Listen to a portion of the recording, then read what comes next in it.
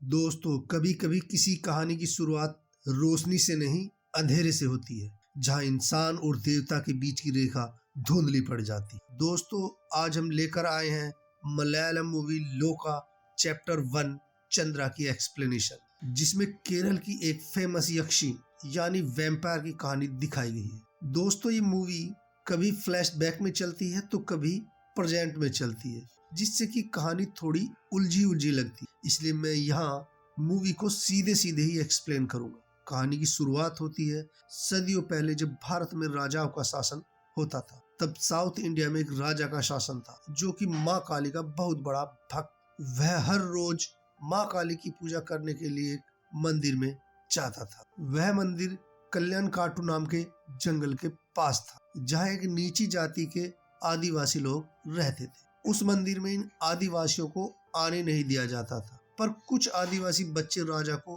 रोज पूजा करते हुए देखते थे और उन्हें मंदिर में जाने का मन करता। इसलिए एक दिन जब वहाँ आसपास कोई नहीं था तो दो बच्चे उस मंदिर में चले जाते और उनमें से एक नीली नाम की लड़की उस मंदिर से घुंघरू उठाकर देखने लगती। तभी वहां पर मंदिर का पुजारी आ जाता है, जिसको देखकर वे बच्चे वहां से भाग जाते। नीली के पास एक घुंघरू रह जाता है, जिसे वह अपने मंदिर में ले जाकर अपनी देवी के पैर में बांध देती। उधर राजा को जब यह खबर मिलती है कि दो आदिवासी बच्चे माँ काली के मंदिर में आए थे और उन्होंने मंदिर से एक घुंघरू चुरा के अपनी देवी को चढ़ा दिया है, तो इससे वह राजा बहुत गुस्सा हो जाता है और उन आदिवासियों के मंदिर को जला देता है। इसके बाद भी उसका गुस्सा शांत नहीं होता है।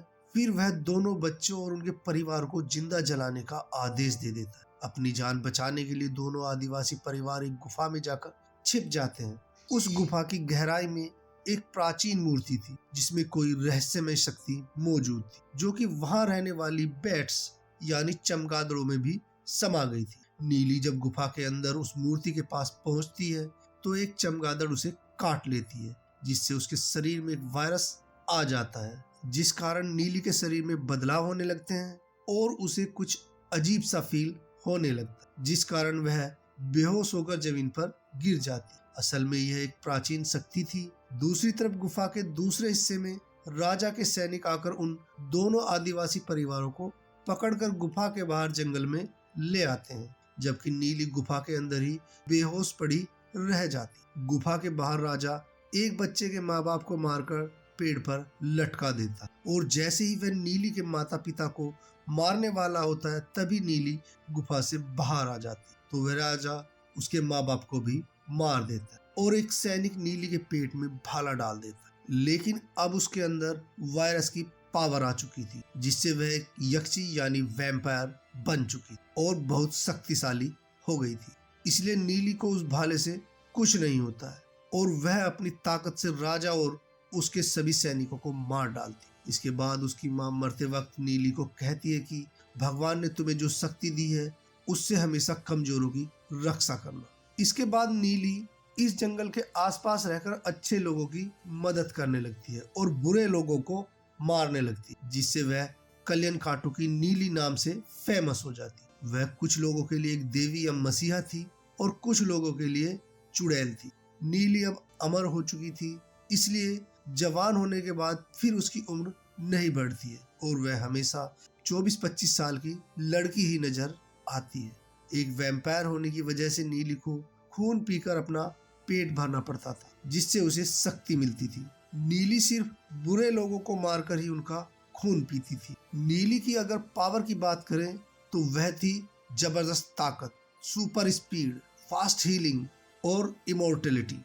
और उसकी कमजोरी थी धूप से जलना और दिल पर वार करना। धूप से बचने के लिए वह हमेशा रात को ही बाहर निकलती थी। नीली के अच्छे कामों की वजह से कई लोग उसके दुश्मन बन गए थे। इस तरह से वह कई सौ सालों तक अपनी शक्तियों का इस्तेमाल करती। फिर एक दिन एक कथनार यानी पादरी नीली को बेहोश करके किडनैप कर लेता है, लेकिन वह उसका दुश्मन नहीं था। वह नीली को कहता है कि वह उसकी ताकत और कमजोरी के बारे में सब जानता है और वह इकलौती अजीब इंसान नहीं है, बल्कि उसके जैसे और भी लोग हैं जिनके पास तुम्हारी तरह खास शक्तियां हैं, लेकिन हर कोई तुम्हारे जैसा अच्छा नहीं है। वे लोग अपनी ताकत का गलत इस्तेमाल करते हैं, जिन्हें रोकने के लिए कथनार नीली को अपनी टीम में शामिल कर लेता है। इस टीम का लीडर एक मुथोन नाम का पावरफुल आदमी होता है, जो कि नीली जैसे लोगों को कथनार के जरिए काबू में रखता है और उनकी एक टीम बनाकर दुनिया को बुरे लोगों से बचाता है। नीली जैसी सुपर पावर वाले लोगों को एक ही शहर या देश में अधिक दिनों तक रुकने नहीं देता, ताकि उनकी जान को खतरा न हो और दुनिया की नजरों से इन लोगों को बचा कर रख सके। वह उन्हें हमेशा नई नई जगह भेजता रहता था, जहां वह कुछ दिनों तक रुककर बुरे लोगों की सफाई कर देते थे और फिर वहां से निकल जाते और फिर नए शहर में भेजकर उनकी नाम और पहचान बदल दी जाती। इस प्रकार नीली अपनी पहचान बदलकर अब चंद्रा बन जाती है। प्रेजेंट टाइम में चंद्रा एक फॉरेन कंट्री स्वीडन में होती है। उस जगह पर बहुत भयानक जंग शुरू होती है। इस जंग में चंद्रा एक बिल्डिंग में फंस जाती है। चंद्रा को ढूंढते हुए एक चीनी लड़की उसके पास पहुंच जाती है। चंद्रा इंडिया में अपने फ्रेंड प्रकाश को कॉल करती है और उसे बताती कि मेरे पास एक कीमती चीज है जिसकी जरूरत मुथोन को होती है। प्रकाश उसे वहां से किसी भी हाल में निकलकर भाग जाने के लिए कहता है, इसलिए चंद्रा चीनी लड़की से बचते हुए वहां से भागकर प्रकाश के पास इंडिया पहुंच जाती और बेंगलुरु शहर में एक फ्लैट में रहने लगती और रात की शिफ्ट में एक रेस्टोरेंट में काम करने लगती, क्योंकि क्राइम अक्सर रात में ही होते हैं और वह धूप की वजह से भी दिन में बाहर नहीं निकल सकती। चंद्रा के फ्लैट के सामने 3 स्टूडेंट लड़के रहते हैं, जिनमें से एक सनी नाम का लड़का चंद्रा को पसंद करने लगता है और कुछ ही दिनों में वह चंद्रा से दोस्ती कर लेता है। एक दिन जब सनी को एक कार टक्कर मारने वाली होती है, तभी चंद्रा वहां पहुंचकर अपनी सुपर स्पीड से उससे बचा लेती है। चंद्रा की स्पीड इतनी तेज होती है कि कोई भी आसपास उसे देख नहीं पाता है, लेकिन सनी उसको देख लेता है। लेकिन फिर भी उसके मन में डाउट रहता है कि कोई इतनी स्पीड से मुझे कैसे बचा सकता। नेक्स्ट डे चंद्रा रेस्टोरेंट पहुंचती है और जब काम खत्म करने के बाद वह घर वापस लौटने वाली होती है तो उसकी साथी लड़की को एक सुंदर नाम का गुंडा परेशान कर रहा होता है और उस लड़की को शादी करने के लिए दबाव डालता है, जिस पर वह लड़की शादी करने से मना कर देती है। इस कारण सुंदर गुस्सा होकर उस लड़की के चेहरे को तेजाब से जलाने ही वाला होता है। तभी चंद्रा वहां आकर सुंदर की बुरी तरह से धुनाई करती है। सुंदर कोई मामूली गुंडा नहीं था, बल्कि एक बड़े गैंगस्टर और पॉलिटिशियन गजेंद्र का भाई था, जो कि इस शहर में बॉडी पार्ट ट्रैफिकिंग का काम करता था। मतलब लोगों को किडनैप करके उनके बॉडी पार्ट्स निकालकर बेच देता। इस काम में पुलिस इंस्पेक्टर नचियप्पा गौड़ा भी गजेंद्र और सुंदर की मदद करता। इंस्पेक्टर गौड़ा दोनों भाइयों का पार्टनर था, जो कि एक बहुत ही खतरनाक पुलिस वाला था। गौड़ा को जब पता चलता है कि सुंदर को चंद्रा ने पीटा है और उस लड़की में बहुत ताकत है, तो वह उस दिन से चंद्रा पर नजर रखने लगता। दूसरी तरफ सनी अपने घर पर चंद्रा को एक पार्टी में बुलाता है। पार्टी में सनी का फ्रेंड नाइजिल चंद्रा से अट्रैक्ट हो जाता है और उसके साथ उसके फ्लैट में चला जाता है, लेकिन अगले दिन वह वापस नहीं आता है। तो सनी चंद्रा से नाइजिल के बारे में पूछता है। चंद्रा उसे नाइजिल की कोई सूचना न होने की बात कहती है। सनी को चंद्रा की हरकतें अजीब लगती हैं, उसे चंद्रा पर शक होने लगता है, इसलिए वह एक रात उसका पीछा करता है। जब चंद्रा एक सुनसान इलाके में पहुंच जाती है तो सुंदर और उसका एक साथी चंद्रा को बेहोश करके किडनैप कर लेते हैं, क्योंकि सुंदर को उससे अपना बदला लेना था। सनी इस किडनैपिंग को देख लेता है, इसलिए वह उन लोगों का पीछा करने लगता है। वे लोग चंद्रा को एक दूसरे सुनसान एरिया में ले जाते हैं। चंद्रा को जब होश आता है तो सुंदर उसे मारने की कोशिश करता है, लेकिन तभी चंद्रा अपने वैम्पायर वाले रूप में आ जाती है और सुंदर और उसके दोस्त दोनों को मार डालती, उनका खून पी लेती है। सनी यह सब देखकर डर जाता है। तब चंद्रा उसे बोलती है कि वह यह राज किसी को न बताए और उन लाशों को ठिकाने लगाने में उसकी हेल्प करे, नहीं तो वह उसको भी मार देगी। इसके बाद चंद्रा दोनों लाशों को सनी के साथ मिलकर एक फैक्ट्री में ले जाती और उन्हें एसिड में डालकर पिघला देती। फिर वह 1-2 दिन तक सनी के साथ टाइम स्पेंड करती है, ताकि वह डर के मारे उसकी सच्चाई किसी को न बता पाए। और धीरे धीरे चंद्रा भी सनी को पसंद करने लगी, क्योंकि वह उसके एक पुराने बॉयफ्रेंड जैसा दिखता था। इसलिए चंद्रा उसे अपना पूरा इतिहास बता देती है कि वह असल में कल्याण काटू वाली नीली है, जिसकी कहानी उस क्षेत्र में बच्चा बच्चा जानता था। दूसरी तरफ किसी को भी सुंदर की मौत के बारे में कुछ भी पता नहीं था, इसलिए इंस्पेक्टर गौड़ा उसके लापता होने की जांच करता। जांच से गौड़ा को यह समझ में आता है कि सुंदर की मौत हो चुकी। उसे मर्डर वाली जगह से एक आई लेंस मिलता है, जो कि चंद्रा का था। इंस्पेक्टर लेंस किसकी है यह ढूंढने लगता है, फिर एक लड़का गौड़ा को बताता है कि सुंदर आखिरी बार चंद्रा के साथ दिखा था, इसलिए जब चंद्रा घर से बाहर जाती है तो उसी समय इंस्पेक्टर उसके घर में घुस जाता है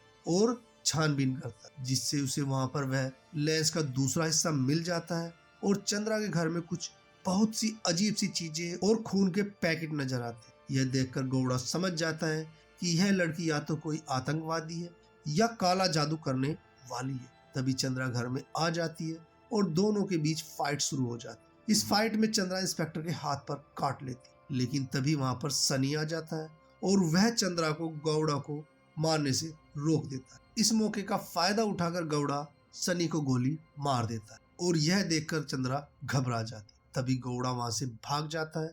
फिर सनी को उसके दोस्त और चंद्रा इलाज के लिए वहां से निकालते हैं, पर वह उसे अस्पताल नहीं ले जा सकते थे क्योंकि वह एक पुलिस केस था। इसलिए चंद्रा उसे एक पुराने सुनसान हॉस्पिटल में ले जाती है जो कि उनके एक सुपर पावर वाले दोस्त का अड्डा था। फिर वहां सनी के दोस्त उसका फर्स्ट एड करते हैं। दूसरी तरफ गौड़ा सुंदर के भाई गजेंद्र को बता देता है कि सुंदर को चंद्रा ने मारा, इसलिए गजेंद्र अपनी पॉलिटिकल पावर से चंद्रा और सनी के खिलाफ अरेस्ट वारंट निकलवा देता है कि वह दोनों टेररिस्ट है और एक पुलिस वाले को मारकर भागे हैं। गजेंद्र उन दोनों को पकड़ने के लिए एक स्पेशल फोर्स तैयार करता है जो हर जगह चंद्रा और सनी को ढूंढ रहे होते हैं। दूसरी तरफ चंद्रा के काटने से गौड़ा के शरीर में वैम्पायर वाला वायरस आ जाता है और उसके शरीर में कुछ बदलाव होने लगते हैं, जिस कारण उसकी तबीयत 1-2 दिन तक खराब रहती है, लेकिन बाद में वह एक शक्तिशाली वैम्पायर बन जाता है। गौड़ा नया नया वैम्पायर बना था, इसलिए उस पर धूप का भी कोई असर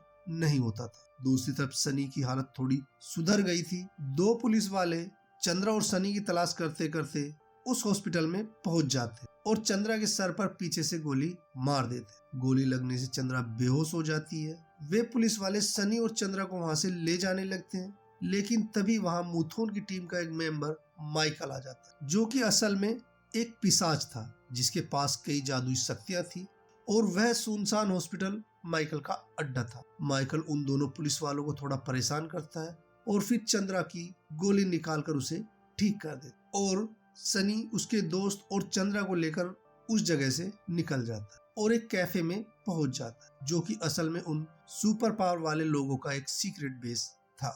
दूसरी तरफ जब गौड़ा उस वीरान हॉस्पिटल में पहुंचता है तो वह उन 2 पुलिस वालों और अपनी सीनियर ऑफिसर को मार के उनका खून पी लेता क्योंकि अब वह पूरी तरह वैम्पायर में कन्वर्ट हो चुका होता। इसके बाद वह अपनी माँ को भी मारकर उसका खून पी जाता है। गौड़ा अभी नया नया वैम्पायर था जो कि बहुत पावरफुल था, इसलिए वह इन नई शक्तियों से सबको डराकर उन पर राज करने की सोचता। उसके रास्ते में सिर्फ चंद्रा ही एक रुकावट थी, इसलिए वह सबसे पहले चंद्रा को मारने का फैसला करता है। दूसरी तरफ माइकल कैफे से किसी काम से बाहर निकल जाता है और तभी वहां पर पुलिस और वह स्पेशल फोर्स वाले पहुंच जाते हैं जो कि चंद्रा और सनी को सरेंडर करने के लिए बोलते हैं, लेकिन चंद्रा सरेंडर करने के बदले उनका मुकाबला करती है और उन सभी सोल्जर्स को मार डालती है। तभी वहां पर गौड़ा आ जाता है और चंद्रा के साथ जोरदार फाइट करता है। इस फाइट में गौड़ा चंद्रा पर भारी पड़ता है क्योंकि वह एक नया वैम्पायर था, इसलिए उसकी ताकत बहुत ज्यादा थी। वह आसानी से जीत रहा होता है,